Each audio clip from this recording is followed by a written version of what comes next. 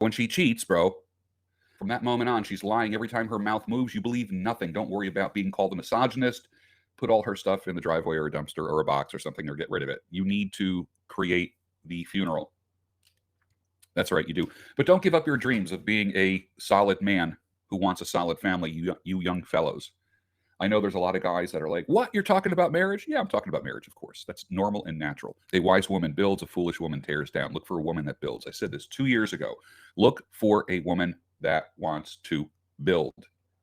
Hence the meme. You'd really work your ass off all day long, spending time, so I can spend my time to keep the home beautiful and raise the most beautiful, loving kids. And Chad says, yes. Yes, that's what good men want to do.